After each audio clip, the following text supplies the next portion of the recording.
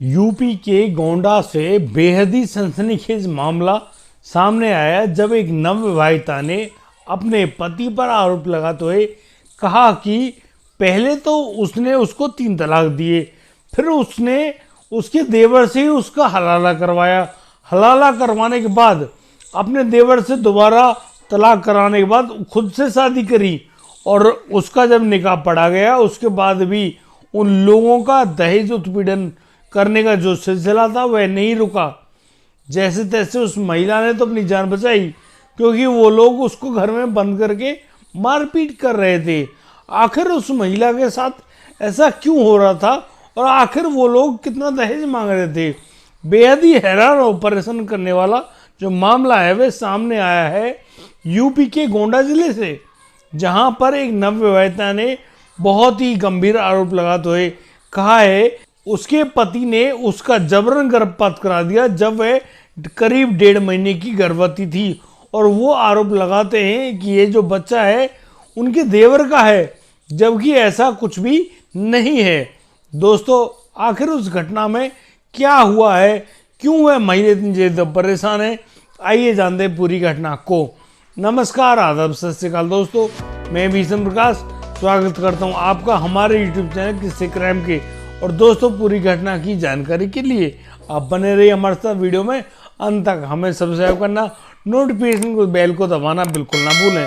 दोस्तों, आज का बेहद ही हैरान करने वाला जो मामला है वह सामने आया है उत्तर प्रदेश की गोंडा जिले से।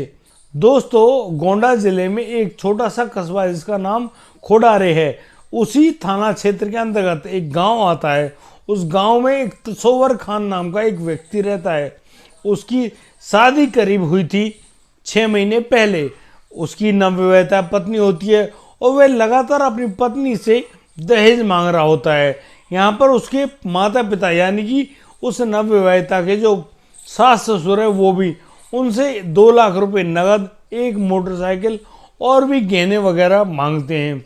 इन सब को नहीं देने पर उस महिला के साथ बहुत बुरी नाइंसाफी करी जाती है। उस महिला को कमरे में बंद करके मारा पीटा जाता है और वह बहुत ज़्यादा परेशान हो रखी है। उससे लगातार पैसे भी मांगे जा रहे हैं और कहा जा रहा है कि अपने पैसे अपने बाप से, उससे कहा जा रहा है कि ये पैसे अपने बाप से लेकर आए, हम लोगों को इतने पैसों की ज़रूरत है। यहाँ पर वह महिला मना कर देती है, कहती कि मेरे पिता पर इतने रुपए नहीं है, वे जैसे तैसे अपना गुजारा कर रहे हैं और मेरे और भी छोटे भाई बहन हैं जिनके लिए काफ़ी ज़्यादा खर्चे की ज़रूरत पड़ती है। दोस्तों, जब वह महिला मना करती है तो उसका पति, उसके सास ससुर, देवर जो हैं वो उसके साथ बहुत ज़्यादा मारपीट किया करते हैं। दोस्तों, इस बात से वह बहुत ज़्यादा परेशान होती है। एक दिन इसी लड़ाई झगड़े के दौरान उसका पति उसको 3 तलाक दे डालता है। दोस्तों, 3 तलाक मिलने के बाद अब वह जो महिला है वह अपने मायके चली आती है। कुछ दिनों के बाद उसका पति, उसके सास ससुर भी उसके मायके पहुंचते हैं और उस महिला को मनाकर अपने घर वापस ले आते हैं। यहाँ पर उसके देवर के साथ उसको हलाला करने की कही जाती है, यानी कि पहले वह अपने देवर से हलाला करे, उसके बाद उसकी शादी उसके पति से ही होगी। दोस्तों, यहाँ पर वह महिला अपने देवर के साथ हलाला करने पर राजी हो जाती है और फिर उसके देवर के साथ उसका हलाला कराया जाता है।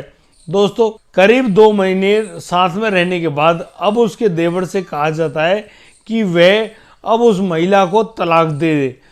अब दोस्तों, उसका देवर उस महिला को 3 तलाक दे देता है।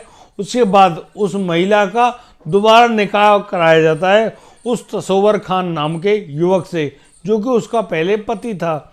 और दोस्तों, जैसे ही उसकी दोबारा शादी होती है, अब जो वह तसोवर खान यानी कि उसका जो पति है वह लगातार उस महिला पर दबाव बना रहा है कि हमको 2 लाख रुपए और एक मोटरसाइकिल चाहिए, ये सब हमें ला कर दो, तभी हम लोग तुमको घर में रख पाएंगे। साथ ही उस तसोवर खान ने अपनी पत्नी पर आरोप लगाते हुए कहा है कि इसके पेट में पल रहा जो बच्चा है यह उसका नहीं है, यह उसके छोटे भाई का है, इसलिए मैं ये बच्चा नहीं चाहता। और फिर उस महिला को लेकर जाता है एक निजी अस्पताल में और निजी अस्पताल में ले जाकर अब उस महिला का गर्भपात करा दिया जाता है। दोस्तों, ये जो गर्भपात है यह जबरन कराया गया है।